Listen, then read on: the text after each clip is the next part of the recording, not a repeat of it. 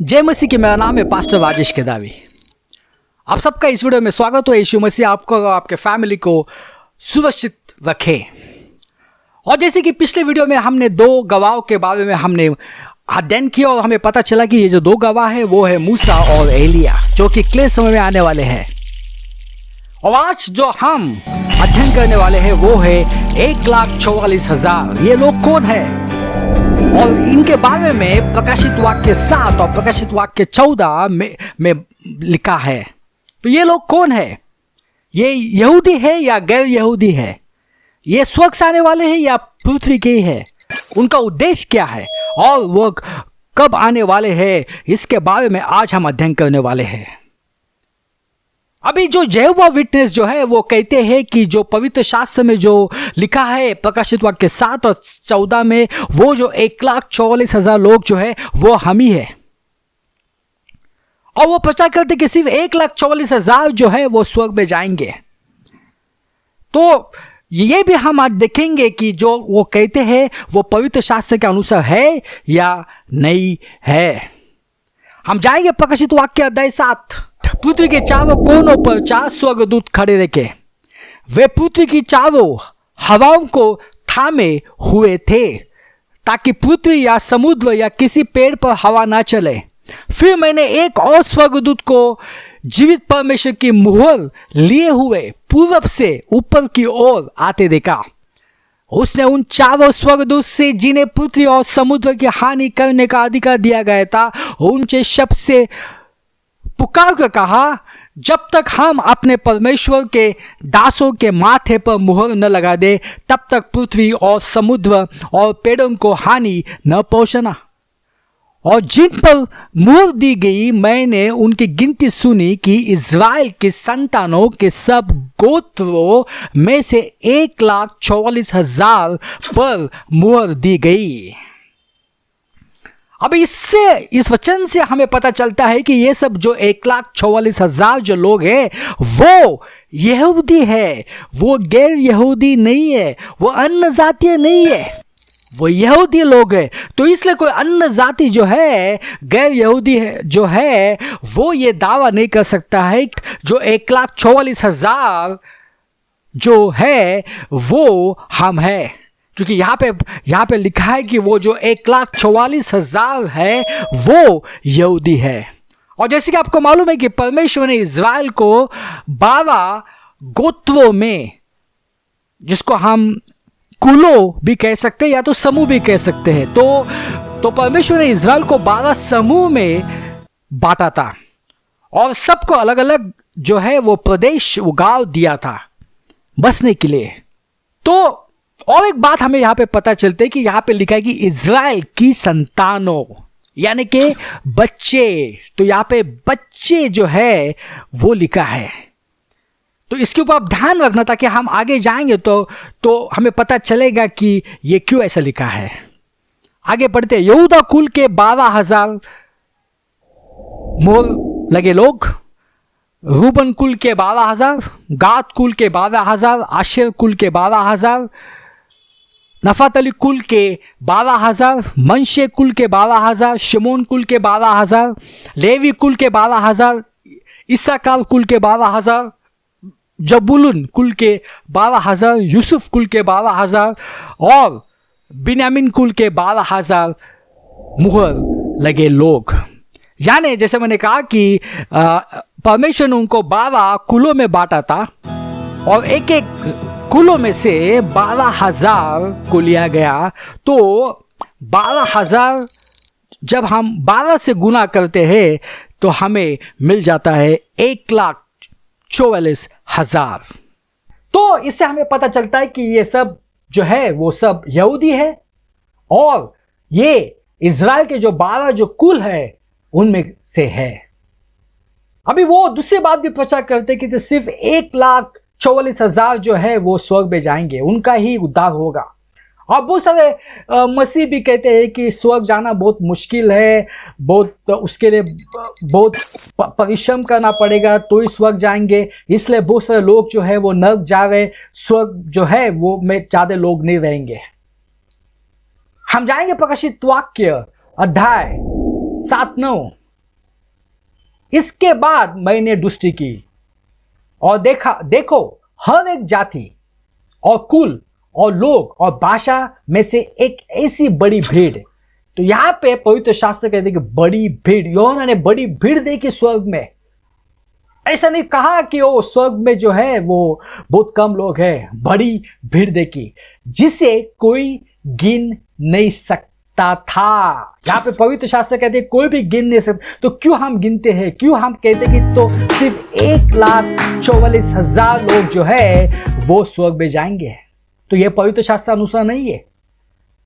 श्वेत वस्त्र पहने और अपने हाथों में खजूर के डालियां लिए हुए सिंहासन के सामने और मेमने के सामने, मेमना यानी यीशु मसीह खड़ी है। तो इससे हमें पता चलता है कि स्वर्ग जो है उस स्वर्ग में बड़ी भीड़ है, इतनी भीड़ कि कोई भी उसको गिन नहीं सकता है। हम आगे जाएंगे प्रकाशित वाक्य 14 और भी हम पढ़ेंगे ये सब 1,44,000 जो लोग हैं वो कौन है। फिर मैंने दृष्टि की और देखा कि यह मेमना सिय्योन पहाड़ पर खड़ा है, उसके साथ 1,44,000 जन है जिनके माथे पर उसका उसके पिता का नाम लिखा हुआ है। और स्वर्ग में से मुझे एक ऐसा शब्द सुनाई दिया जो जल की बहुत धाराओं और बड़े गर्जनों का सा शब्द था, और जो शब्द में मैंने सुना वह ऐसा था मानो वीणा बजाने वाले वीणा बजाते हो। और वे सिंहासन के सामने और चारों प्राणियों और प्राचीनों के सामने मानो यह नया गीत गा रहे हैं, और उन पर 1,44,000 जनों को छोड़ जो पृथ्वी पर से मोल लिए गए थे, कोई वह गीत न सीख सकता था। ये वे है जो स्त्रियों के साथ अशुद्ध नहीं हुए पर कुआरे है। ये वही है कि जहां कहीं मेमना जाता है वे उसके पीछे हो लेते हैं। ये तो परमेश्वर के निमित्त पहले फल होने के लिए मनुष्य में से मोल लिए गए हैं, और उनके मुंह से कभी झूठ न निकला था, वे निर्दोष है। तो अभी प्रकाशित वाक्य 7 और प्रकाशित वाक्य 14 से हमें बहुत सारी जानकारी मिली है कि ये सब जो 1,44,000 लोग जो ये यहूदी है, और ये आने वाले हैं क्लेश समय में, क्योंकि प्रकाशित वाक्य 7 और 14 में क्लेश समय के बारे में लिखा है। तो ये क्लेश समय में आने वाले हैं। और यहाँ पे ये भी लिखा है कि वे कोई भी स्त्रियों के साथ अशुद्ध नहीं हुए, वे कुआरे हैं, ये वर्जिन है, ये पवित्र है, ये निर्दोष है। और जहां मेमना जाता है वहां पे ये जाते हैं। तो इसका मतलब है मेमना यानी यीशु मसीह और इनका जो संबंध है वो बहुत ही गहरा नाता है। और दूसरी बात यहां पे लिखी है कि उनके मुंह से कभी झूठ न निकला था, वे निर्दोष है। वो उन्होंने कभी झूठ नहीं बोला, वे निर्दोष है। तो पवित्र शास्त्र कहता है कि वे शुद्ध है, वे पवित्र है, उन्होंने कभी झूठ नहीं बोला, वे निर्दोष है। तो ये लिखा है पवित्र शास्त्र ने उन लोगों के बारे में। हम जाएंगे यशायाह अध्याय 53 और इस पे यीशु मसीह के बारे में लिखा है। जब हम यीशु के मसीह के बारे में हम ज़्यादा पढ़ते हैं तो हमें ये जो लोग हैं 1,44,000 उनके बारे में और भी जानकारी मिलेगी। जो हमने सुना उस पर कौन विश्वास करेगा? किस पर प्रभु का भुज बल प्रकट हुआ? प्रभु का सेवक एक नन्हा पौधा जैसा उसके सम्मुख उगा, वह जड़ के सदस्य शुक भूमि से फूटा, उनमें न रूप था और न आकर्षण कि हम उसे देखते, उसमें सुंदरता भी नहीं थी कि हम उसकी कामना करते। लोगों ने उससे घृणा की। ये यीशु मसीह के बारे में है। लोगों ने उससे घृणा की, उन्होंने उसको त्याग दिया। वह दुखी मनुष्य था, केवल पीड़ा से उसकी पहचान थी। उसको देखते ही लोग अपना मुख फेर लेते हैं। हमने उससे घृणा की और उसका मूल्य नहीं जाना। निषेध उसने हमारी पीड़ा को सहा। यहाँ पे लिखा है कि जो पीड़ा हमें भोगनी थी वो सब पीड़ा उसने सही, और हमारे दुखों को भोगा, उसने हमारे सब दुखों को भोगा। ये सब क्रूस के ऊपर हुआ। क्रूस के ऊपर यीशु मसीह ने हमारे दुखों को, हमारे जो पीड़ा है वो सबको यीशु मसीह ने खुद के ऊपर ले लिया। फिर भी हमने समझा कि परमेश्वर ने उसे घायल किया है, उसे दुखी और पीड़ित किया है, किंतु वह हमारे पापों के कारण घायल हुआ। जो भी पाप हमने किए उसके कारण वो घायल हो गया। वो हमारे दुष्कर्मों के कारण आहत हुआ। जो भी दुष्कर्म काम हम करते हैं, व्यभिचार, झूठ बोलना, खून करना, बुराई करना, ये हमारे दुष्कर्मों के कारण वो आहत हुआ। उसने अपने शरीर पर ताड़ना स्वरूप मार सही, और उसकी मार से हमारा कल्याण हुआ। उसने कोड़े खाए जिससे हम स्वस्थ हुए। तो यीशु मसीह ने हमारे लिए बलिदान दिया। यीशु मसीह ने हमारे लहू बहाया, जिससे कि हमारे जो अतीत के पाप है, जो वर्तमान के जो पाप है, जो भविष्य के पाप है, वो सब क्षमा हो गए। सब शापों से हमें मुक्त किया, सब बीमारियों से हमें मुक्त किया। पवित्र शास्त्र यहाँ पे कहता है कि उसने कोड़े खाए जिससे कि हम स्वस्थ हुए हैं। ऐसा नहीं कि हम स्वस्थ हो जाने वाले हैं, हम स्वस्थ हुए हैं।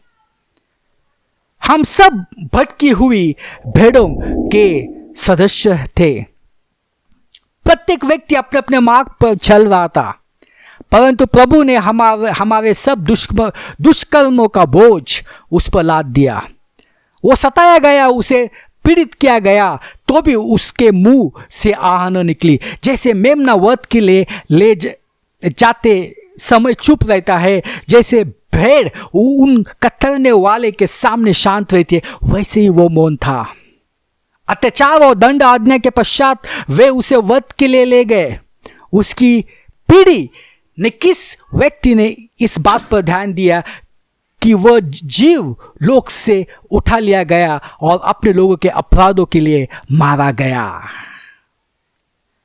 अब यहां पे यीशु मसीह के पीढ़ी के बारे में लिखा है। किस व्यक्ति ने इस बात पर ध्यान दिया?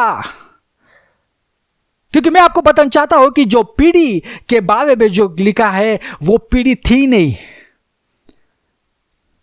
क्योंकि हेरोदस ने उस पीढ़ी को जो है वो बर्बाद किया था, नष्ट किया था, खत्म किया था। जैसे आपको मालूम है कि हेरोदस ने जो है वो आदेश दिया था कि जिन बच्चों की जो उम्र है, जिन लड़कों की जो उम्र है वो 2 साल या 2 साल से कम है, वो सब की हत्या करना। और हेरोदस ने उन सब बच्चों को मरवा डाला था, इसलिए कोई पीढ़ी नहीं थी। और इसलिए पवित्र उसकी पीढ़ी के किस व्यक्ति ने इस बात पर ध्यान दिया? क्योंकि ध्यान देने वाला कोई भी नहीं था उस पीढ़ी से। आइए हम इसके बारे में हम और आगे जाएंगे और भी पढ़ेंगे। हम जाएंगे मत्थई अध्याय 2, 1 और 3। यीशु का जन्म यहूदा प्रदेश के बेथलेम नगर में हुआ। उस समय हेरोदस राजा था। यीशु के जन्म के बाद ज्योतिषी जो ज्ञानी है पूर्व के देश से यरूशलेम नगर में आए और यह बोले, यहूदियों के नवजात राजा कहाँ है? हमने उनका तारा उदित होते देखा है, हम उनकी वंदना करने आए हैं। यह सुनकर ये जो राजा हेरोदस और उसके साथ सारा यरूशलेम घबरा गया, डर गया, क्योंकि उस वक्त जो था, जो शासन था, जो साम्राज्य था, वो रोमन साम्राज्य था। वो एक रोमन था। तो जब उसे पता चला कि यहूदियों का जो राजा है, नवजात राजा है, वो उसका जन्म हुआ है, तो वो डर गया और उनको लगा कि अभी जो रोमन साम्राज्य जो है यहाँ पे वो खत्म होगा, यहाँ से जाना पड़ेगा। वो डर गया। हम आगे पढ़ते हैं।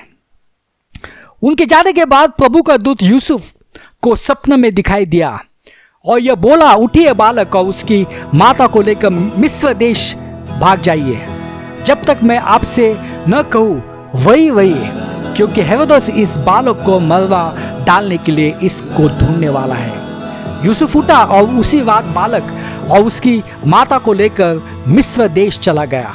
वह हेरोदेस की मृत्यु तक वही रहा, जिसने नबी के मुख से प्रभु ने जो कहा था वो पूरा हो जाए, मैंने मिस्र देश से अपने पुत्र को बुलाया। हेरोदेस की यह देखकर बहुत क्रोध आया कि ज्योतिषी ने मुझे धोखा दिया है।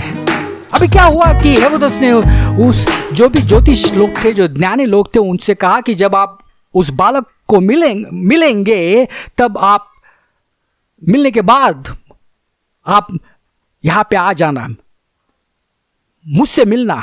मगर ये जो लोग थे वो बिना मिलके अपने देश में चले गए। इसलिए हेरोदेस जो है वो बहुत ही क्रोधित हो गया।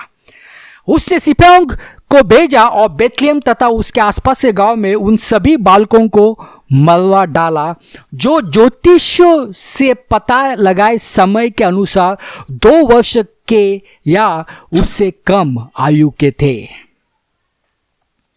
तो जब पहली बार जो ज्ञानी लोग थे, जब वो हेरोदेस से मिले, उनसे हेरोदेस ने सब कुछ उगला लिया था और उससे उनको पता चला कि यीशु मसीह की जो उम्र जो है वो हो सकती है 2 साल या उससे कम। और इसलिए उन्होंने सिपाहियों को भेजा और बेथलेहम तथा उसके आसपास के जो गांव है, यानी इसका मतलब है कि जो इस्राएल के जो 12 जो कुलों है, जो समूह है, उन सब समूह के जो बच्चे हैं जिनकी उम्र, जो लड़के जिनकी उम्र 2 साल से कम है, उन सबको उन्होंने मरवा डाला।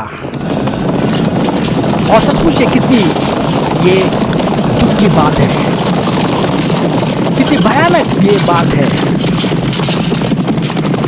कितने बच्चों को उन्होंने खत्म किया होगा, कत्ल किया होगा उस दिन। आपको मालूम है कि बहुत सालों के बाद एक ऐसा ही घटना हुई। हिटलर जो था, जो यहूदी थे जर्मनी में, उन्होंने आग के भट्टी में डाल के उन्होंने उनको खत्म किया। सचमुच ये कितनी भयानक जो है ये बात है। हम आगे बढ़ते हैं। तब नबी यिर्मयाह का यह कथन पूरा हुआ, वावह में रुदन और दारुण विलाप सुनाई दिया। राहेल अपने बच्चों के लिए रो रही है और अपने आंसू किसी को पोंछने नहीं देती, क्योंकि वे अब नहीं रहे। क्योंकि बहुत मुश्किल है, बहुत मुश्किल है उस माता को समझाना,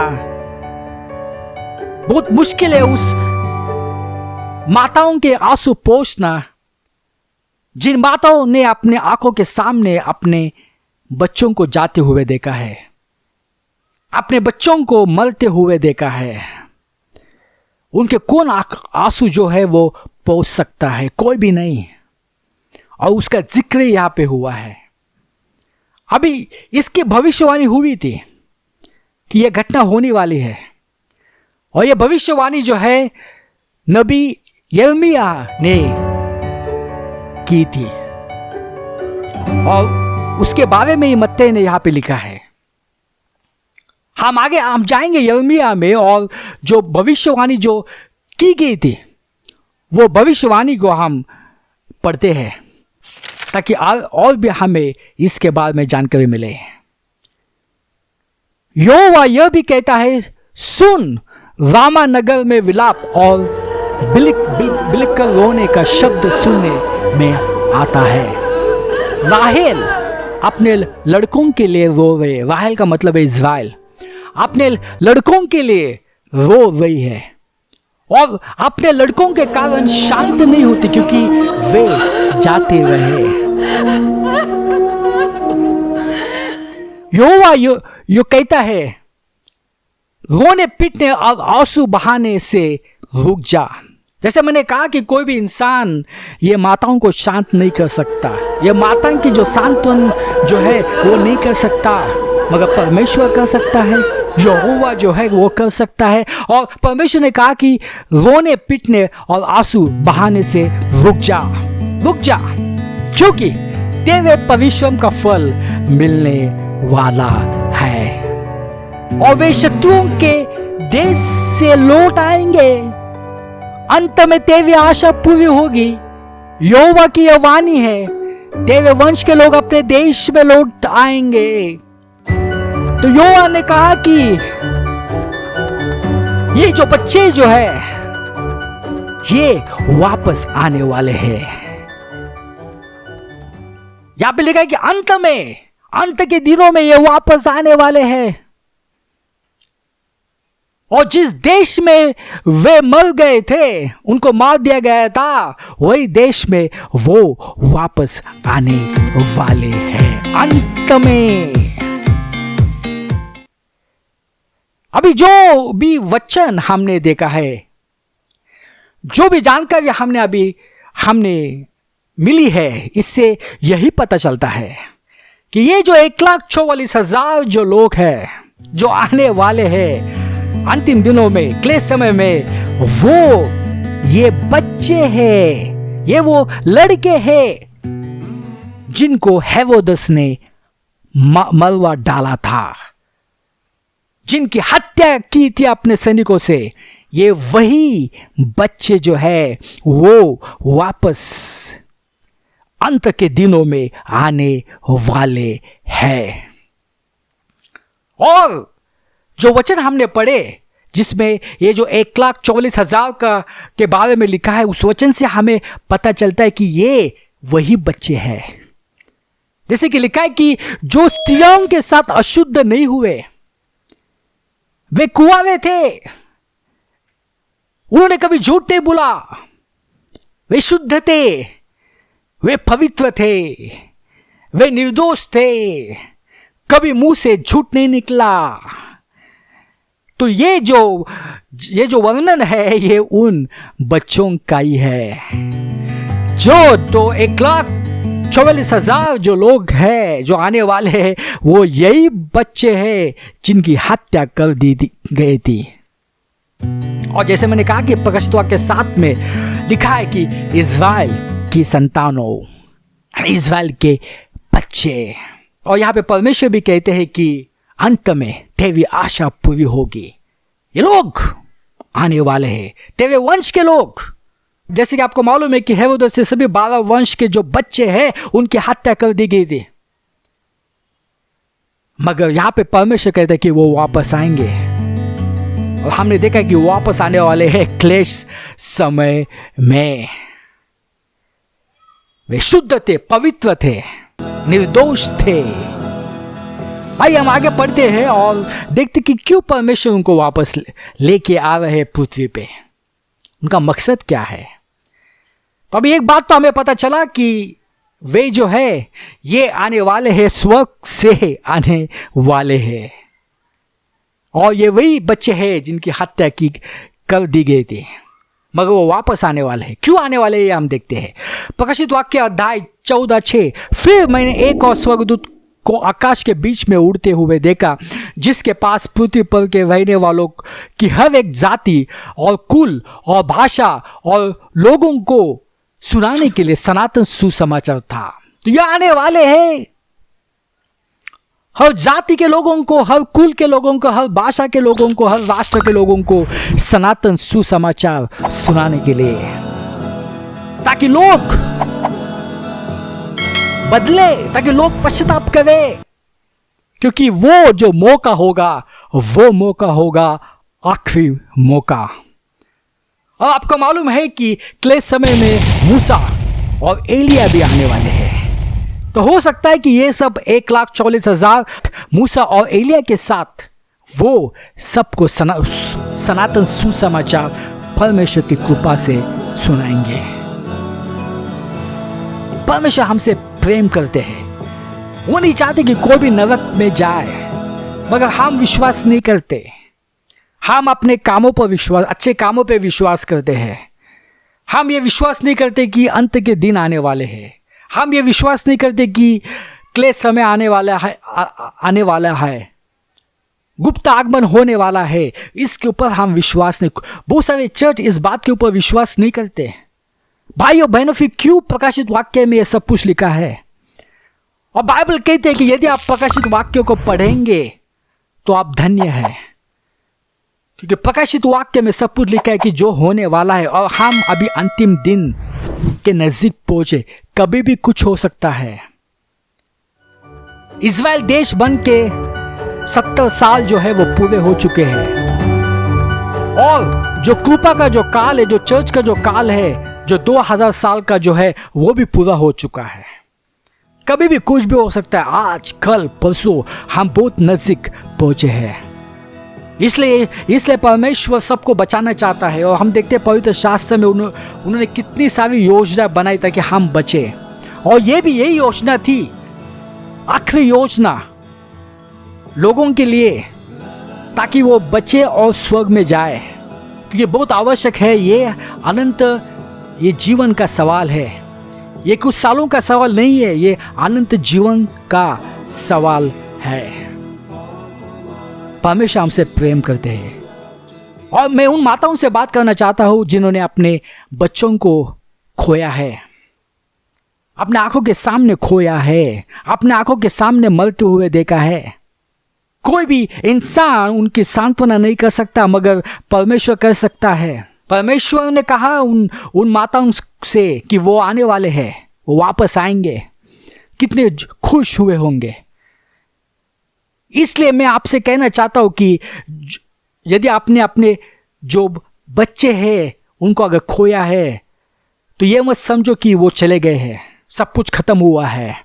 वो स्वर्ग में है, वो सुरक्षित है यीशु मसीह के साथ।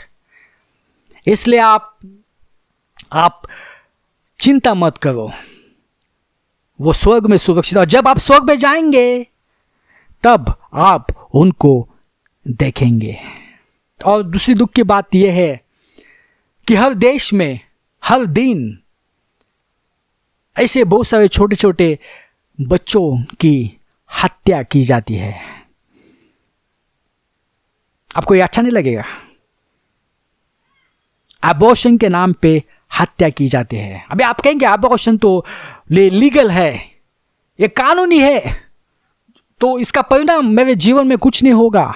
हाँ, ये दुनिया के सामने ये लीगल है, कानूनी है, मगर परमेश्वर के सामने नहीं है।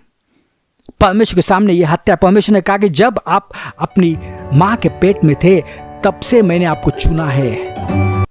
वो हमसे बात करते हैं, वो हमें देखते रहते हैं, वो हमारे लिए बहुत सारी योजनाएं बनाते हैं। वो हमें कभी छोड़ते नहीं है, भले हम अपने बच्चों को छोड़े,